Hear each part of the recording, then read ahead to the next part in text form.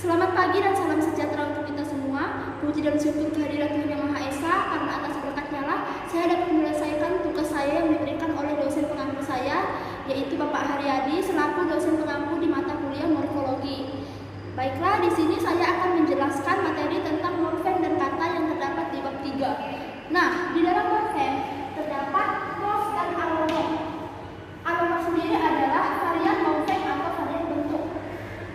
Varian ini terjadi karena terjadinya proses morfologis atau perubahan bunyi. Sebagai contoh, dalam kata dasar ajar, jika diberi imbuhan ber akan menjadi belajar. Nah, yang kedua ada bentuk tunggal dan bentuk kompleks. Bentuk tunggal sendiri contohnya makan, minum, dan tidur. Nah, jika ke dalam bentuk kompleks, kata dasar makan akan menjadi makanan, kata dasar minum akan menjadi minum-minuman, dan kata dasar tidur akan menjadi bertiduran. Yang ketiga ada bentuk dasar atau kata dasar. Nah, kata dasar sendiri atau bentuk dasar contohnya pakaian.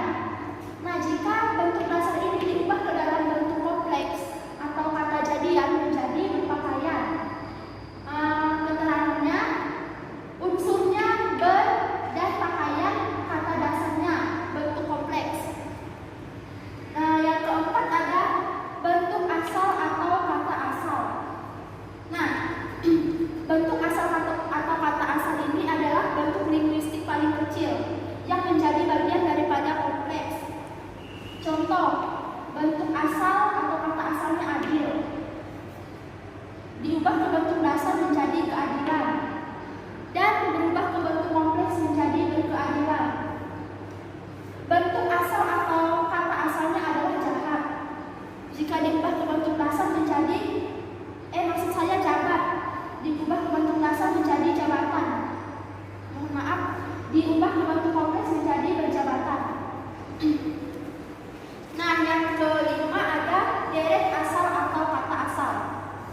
Pengertian deret asal atau kata asal adalah deret morfologis, ialah deretan kata-kata yang mempunyai hubungan dan arti. Sebagai contoh, angkatan, berangkat, terangkat, diangkat, mengangkat, angkat. Duduk, diduduki, menduduki, dudukan, penduduk, terduduk. Pakai. Baik, bagian yang keenam adalah unsur dan unsur langsung. Nah, contohnya di sini adalah berpakaian. Imbuhan ber ditambah dengan pakaian adalah unsur langsung. Sedangkan pakai ditambah dengan an adalah unsur langsung juga. Nah, jika imbuhan ber ditambah pakai dan ditambah an itu unsur tidak langsungnya. Nah, bagian yang ketujuh adalah nosi dan fungsi afiks. Nosi sendiri timbul sebagai akibat proses morfologis, sedangkan afiks dalam membentuk kata jadian atau bentuk kompleks. Nah, contoh nosi di sini adalah ber pada kata bersepeda, ialah memakai atau mengendarai sepeda. Maksudnya di sini kata sepeda ini jika ditambah dengan imbuhan ber adalah menjadi kata kerja, yaitu bersepeda atau mengendarai sepeda. Yang kedua, ber pada baju. Nah, kata baju adalah kata benda, tetapi jika ditambah dengan imbuhan ber akan menjadi berbaju yang merupakan kata kerja yang artinya mengenakan baju atau mengenakan pakaian. Nah, contoh afiks sebelumnya afiks di sini terdiri dari dua fungsi, yaitu fungsi semantik dan fungsi gramatik. Nah, fungsi semantik sendiri contohnya adik berbaju. Sedangkan contoh dalam fungsi gramatik adalah transformasi jenis kata dan transformasi bentuk menjadi transitif. Contohnya makan. Makan. Makan di sini jika ditambah akhiran an akan menjadi makanan. menjadi bentuk benda kan ya, makanan atau berwujud ya. Kalau udah ditambah akhiran an, maka di sini akan berwujud. Kata sifat malas, jika ditambah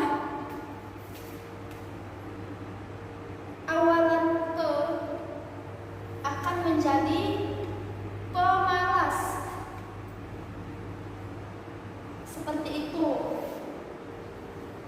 Nah, bagian yang ke-8 ada akar kata.